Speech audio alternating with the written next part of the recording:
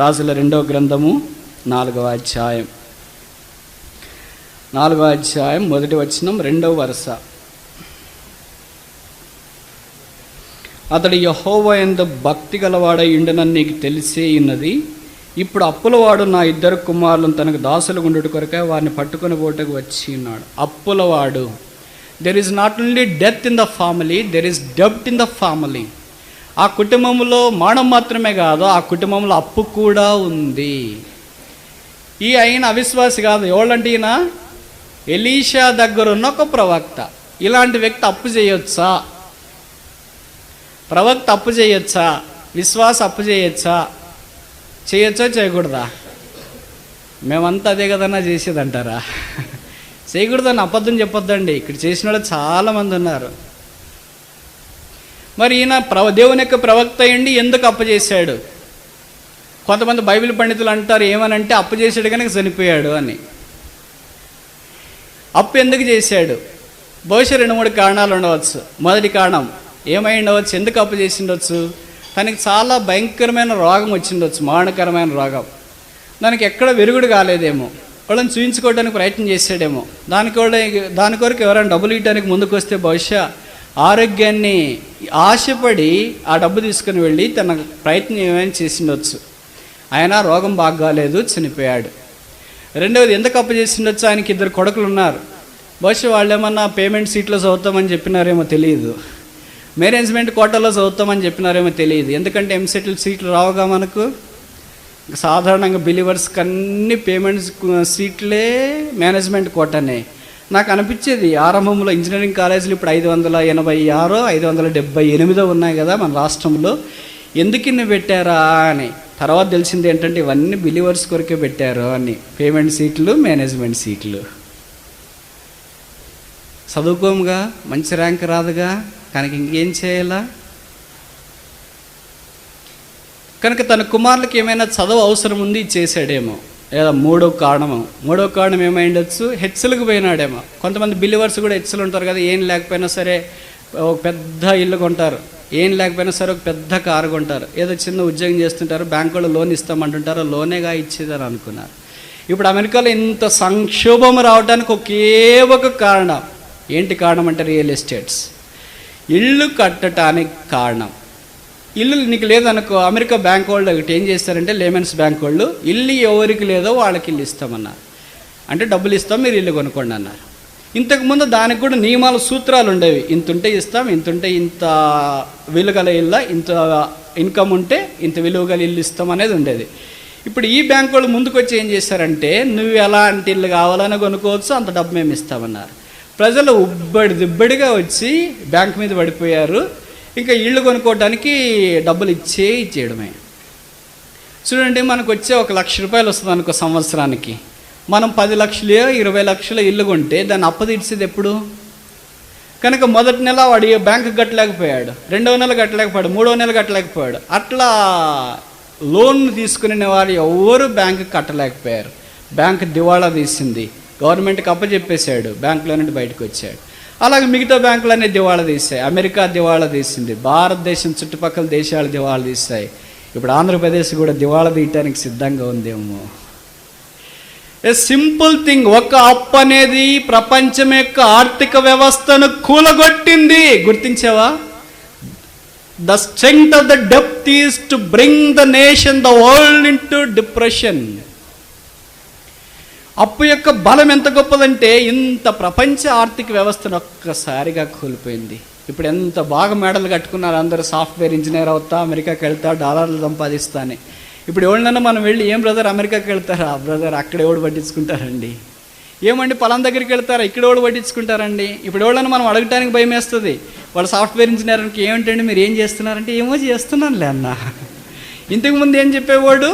Dark colour చొక్కా వేసుకొని, light colour trouser వేసుకొని, వ్యాలెట్ పెట్టుకొని, రేబాన్ గ్లాసులు పెట్టుకొని, 6610 నోకియా ఫోన్ పెట్టుకొని, బ్రాస్లెట్ వేసుకొని, కరిస్మా బండి పెట్టుకొని ఉంటే జెహోషామాకు వస్తే ఏం చేస్తాడు? Software brother. ఇప్పుడేమైంది? డ్రెస్ మారింది, బండి మారినాయి, వాచ్ మారినాయి, వ్యాలెట్ మారింది. అప్పుడు డబ్బంతా ఉన్నప్పుడు అనుకున్నాడు ఎవరా దేవుడు? ఎవరా వ్యక్తి, ఎవరా బైబిల్, ఎవరా మందిరము? ఎక్కడ టైం ఉంటుందండి, మేము సాఫ్ట్వేర్ కదండి, ఉదయం 8కి వెళ్తాం, రాత్రి 8కి వెళ్తాం, దేవుడు ఎక్కడ వస్తాడు? ఇప్పుడు దిగమ్మా, దేవుడు ఉన్నాడో లేదో ఇప్పుడు చెప్పు. ఒక్కసారిగా దేవుడు ఎక్కడ కదిలించాలో అక్కడ కదిలిస్తాడు అంతే. ఒక్కసారిగా అక్కడ అమెరికాలో కీ ఇచ్చాడు, ప్రపంచం కూలబడుతూ ఉంది. కరుణా సంపన్నుడైన దేవుడు భారతదేశంలో ప్రార్థన చేసే వాళ్ళు ఎక్కువ ఉన్నారేమో, భారతదేశ ఆర్థిక వ్యవస్థ ఇంకా అలాగే నిలబడుతూ ఉంది. అప్పు చేయటానికి ధైర్యం చేయొద్దు. నాకు తెలిసి ఇక్కడ చాలామంది అప్పు చేసిన తల్లిదండ్రులు ఉన్నారు, అప్పు చేసే పరిచారకులు ఉన్నారు, అప్పు చేసిన విశ్వాసులు కూడా ఉన్నారు. అప్పు చేసి చదువుకునే దానికంటే అప్పు లేకుండా సేద్యం చేసేది మేలు కదా. అప్పు చేసి లంచం తీసుకొని వచ్చి ఉద్యోగం తీసుకొని సంపాదించుకునే దానికంటే అప్పు లేకుండా ఒక ఆటో తీసుకొని బయట ఆటో తోలేది మేలు కదా. అప్పు చేసుకుని ఎక్కడికో వెళ్ళినాం అనే దాని బదులు అప్పు లేకుండా ఎక్కడో అనంతపూర్లో ఉండేది మేలు కదా. ఈమె ప్రవక్త భార్యే, అయితే ప్రవక్త అప్పు చేసి వెళ్ళిపోయాడు. అప్పు చాలా హానికరమైనదన్న సంగతి మర్చిపోవద్దు. ఆరంభంలో నీకు బాగా కనిపిస్తుంది, తర్వాత నష్టాన్ని తీసుకొని వస్తుంది. ఆ మధ్యలో ఒక అమ్మాయి ఫోన్ చేసింది, మన ఆంధ్రప్రదేశ్ అమ్మాయి బెంగళూరులో చదువుతుంది, బహుశా రాత్రి అనుకుంటా. అన్న నా కొరకు ప్రార్థన చేయండి అనింది. ఏంటమ్మా అని చెప్పాను. అన్న రేపు కాలేజీలో ఫీజు కట్టాలా, ఆఖరి రోజు అనింది. బహుశా నేనేమైనా సహాయం చేయలేమో అని నేను అనుకున్నా. ఆ తర్వాత ఏమైనా సహాయం చేయలేమంటే ఏం అవసరం లేదన్నా అనింది. మరి ఎందుకు ఫోన్ చేసావమ్మా అని చెప్పాను. ఇట్లా ఫీజు కట్టాలి కదన్నా అని. మరి డబ్బులు ఎవరు ఇస్తారు? మా నాన్నోళ్ళు తెస్తారన్నా అనింది. మీ నాన్నోళ్ళు అంత సౌండా అని చెప్పాను. ఏమీ లేదన్నా అనింది. మరి నువ్వు ఆంధ్రప్రదేశ్ వదిలేసి బెంగళూరుకి ఎందుకు వెళ్ళావు అన్నా. ప్రభు మాట్లాడాడు వెళ్ళాడన్నా అన్నా. ఏం చదువుతున్నావు అన్నాను. ఎంబీఏ చదువుతున్నానన్నా అనింది. ఎన్నో సెమిస్టరు అన్నాను. సెకండ్ సెమిస్టరు అన్నాను. మీ నాన్నగారు ఏం చేస్తున్నారు? రిటైర్డ్ అయ్యాడన్నా అన్న. మరి రిటైర్డ్ అయ్యి ఆంధ్రప్రదేశ్లో రిటైర్డ్ అయినా ఆయన బెంగళూరులో ఎంబీఏ కూతురు చదివిస్తాడంటే సాధ్యమేనా? ఎన్ని లక్షలు అవుతుందమ్మా అన్న. ప్రస్తుతానికి 4 లక్షలు అవుతుందని చెప్పారన్నా. మనం అంత దూరం ఎందుకు వెళ్ళావన్నా? దేవుడు మాట్లాడాడన్నా. ఎట్లా మాట్లాడాడన్నా? అమ్మ నీ వాక్యం ద్వారా మాట్లాడాడన్నా. విచిత్రం ఏంటంటే అన్నీ నాకే సుట్టేస్తారన్నమాట. నువ్వేమన్నా సావు. నేను అందుకే ప్రార్థన, దేవా అలాంటి వాళ్ళతో మాత్రం మాట్లాడొద్దు నాయనా అని. సరే ఇప్పుడు ఫస్ట్ సెమిస్టర్ ఫీజు కట్టావమ్మా? కట్టానన్నా. మరి ఇప్పుడు సెకండ్ సెమిస్టర్ కట్టాలమ్మా? కట్టాలన్నా. రేపు కట్టాలా? ఎంత కట్టాలమ్మా? 40,000 కట్టాలన్నా. మరి మీ నాన్నగారు అంత తీసుకొని రాగలడమ్మా? ఏమోనన్నా, దేవుడు నాతో మాట్లాడినాడు కనుక నేను ఇక్కడికి వచ్చేసాను. దేవుడు 4 years నాకు సహాయం చేస్తాడని నమ్మకం ఉందన్నా, ప్రార్థన చేయండి. సరే అతను నాకేమో నిద్ర పట్టలేదు, రాత్రి ఫోన్ పెట్టేసాను. ఉదయకాలం అయింది. ఆ తర్వాత 2 రోజులు అయిన తర్వాత అమ్మాయి ఫోన్ చేసింది. అన్నా నేనే ఫోన్ చేస్తున్నాను. ఎవరమ్మా నువ్వు? అన్నా నేను అప్పు చేసి ఎంబీఏ చదువుతున్నాను చూడు. వాటి ఐడెంటిఫికేషన్. ఏమైందమ్మా? డిస్కంటిన్యూ చేసి ఊరు వచ్చానన్నా. ఇప్పుడు కూడా దేవుడు నా వాక్యం ద్వారా మాట్లాడాడమ్మా. ఎందుకు డిస్కంటిన్యూ చేసి వచ్చావమ్మా? మా నాన్న 50,000 రూపాయలు సర్దలేకపోయాడన్నా. ఎందుకు సర్దలేకపోయాడమ్మా? అప్పులు ఇచ్చేవాళ్ళు లేకపోయారు. కరుణా సంపన్నుడైన దేవుడు తన కృపను బట్టి సెకండ్ సెమిస్టర్లోనే బయటికి తీసుకొని వచ్చినాడు. అలాగ ముందుకెళ్ళింటే సొంత తలంపులతో 4th సెమిస్టర్ దాకా వచ్చింటే అప్పు ఇంత పేరిపోయింటే అప్పు ఎప్పుడు తీర్చాలా? ఉద్యోగం ఎప్పుడు రావాలా?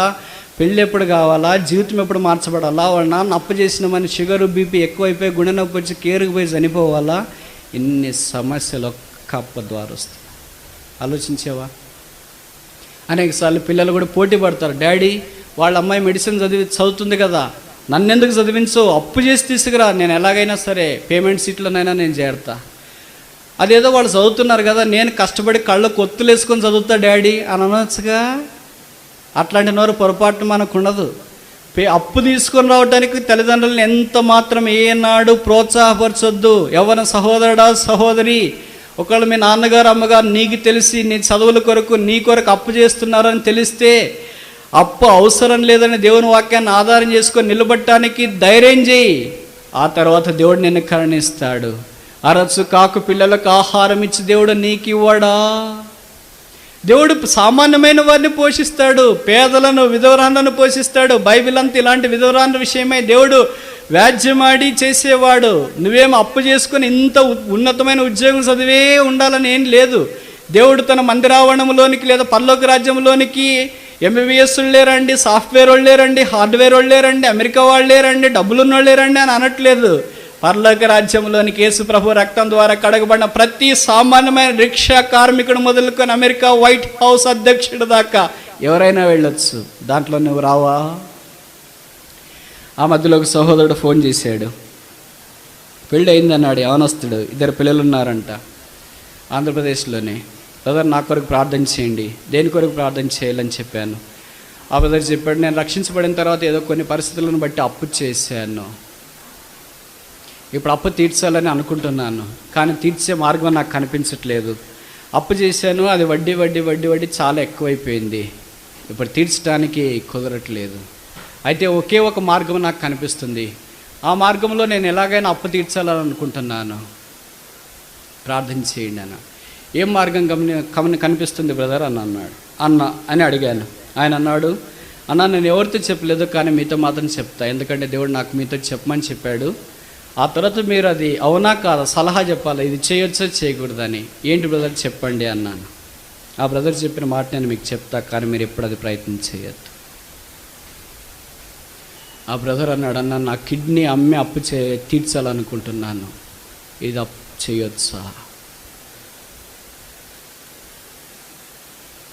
నువ్వు అప్పు తీర్చాలనే మనసు నీకుంది, మంచిదే.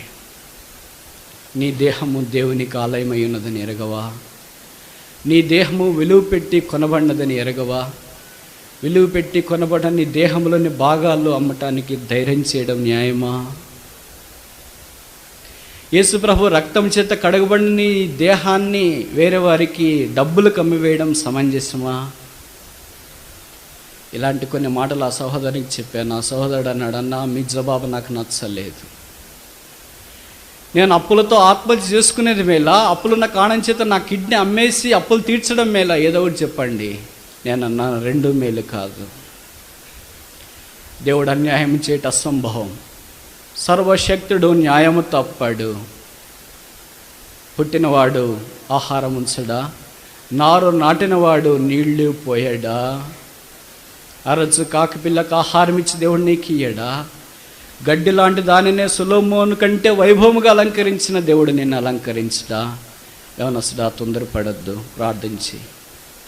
నేను కూడా నీ కొరకు ప్రార్థన చేస్తాను. యవనస్తుడు అన్నాడు, అన్న మీకు చెప్పిన స్వభావం నాకు నచ్చలేదు, అయినా నేను ఫోన్ పెట్టేశాడు. కొంతకాలం అయింది, మళ్ళీ ఫోన్ చేశాడు. బహుశా 6 నెలలు సంవత్సరం అయింది అనుకుంటా. ఇప్పుడన్నా నేను పలానా బ్రదర్ని కిడ్నీ అమ్ముతానని చెప్పి ఫోన్ చేసేనే అన్నాడు.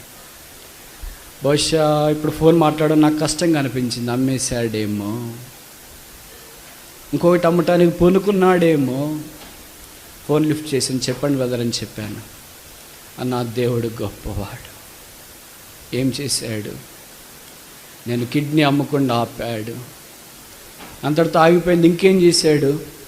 నేను కష్టపడి పని చేసుకోవటానికి నాకు ఒక పని ఇచ్చాడు. నేను నా భార్య ఇద్దరం కలిసి ఉదయం నుండి సాయంకాలం దాకా కష్టపడ్డాము. దేవుడు మా చేతుల కష్టార్జితాన్ని ఆశీర్వదించినాడు, మా చెమటను దీవించినాడు.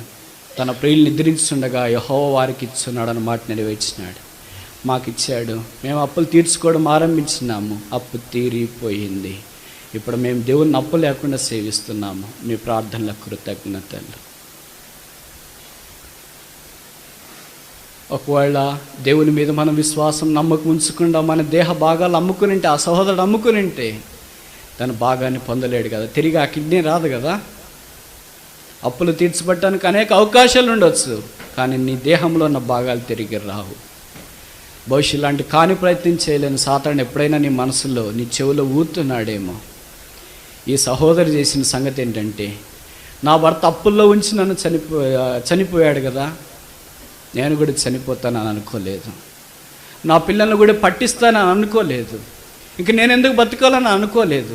అనేకులు, ముఖ్యంగా ఇంటి యజమానులు అప్పులు చేసి చనిపోయినప్పుడు వారు మిగిలిన వారు ఏం చేయలేదు, దిక్కుదోచుకుని ఉంటారు. కొంతమంది ఇంటి యజమానులు అప్పు చేశారు కనుక వాళ్ళు అనుకుంటారు, ఈ అప్పు తీర్చే మార్గం లేదు, తీర్చబడే మార్గం లేదు, నేను నా భార్య పిల్లలు చనిపోతే ఎంత బాగుండు. ఈ దాదాపు పేపర్లు ప్రతినిత్యం మనం చూస్తాం కదా. నువ్వు అలాంటి కార్యాన్ని కొడిగట్టొద్దు. నీ ప్రాణం దేవుడికి కావాలి. నీ ప్రాణానికి సమానం దేవుని ప్రాణం, నీ ప్రాణానికి సమానం దేవుని రక్తం.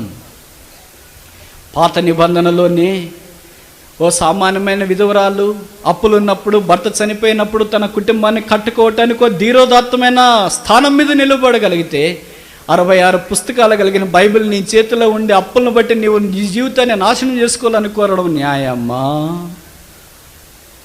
66 పుస్తకాలు కలిగిన బైబిల్ నీ చేతిలో ఉండి అన్యాయం చేయని దేవుడు 6000 సంవత్సరాల మానవ చరిత్రలో ఏ నోట కూడా దేవుడు నాకు అన్యాయం చేయిస్తున్నాడనే మాట వినబడిన దేవుడు నీకు సమీపముగా ఉండి నీ జీవితాన్ని తీసుకోవడం భావ్యమ్మా? ఈ స్త్రీ దేవుని యందు విశ్వాసం ఉంచగలిగింది కనుక ఆమె తన జీవితంలో కలిగిన అప్పుల విషయమై సరైన వ్యక్తి దగ్గరికి వచ్చింది. నీ అప్పులుంటే పరలోకపు ఎలీషా యొద్దకు రా. పరలోకపు ఎలీషా మన ప్రార్థన ఆలకించి జవాబు ఇచ్చేవాడు.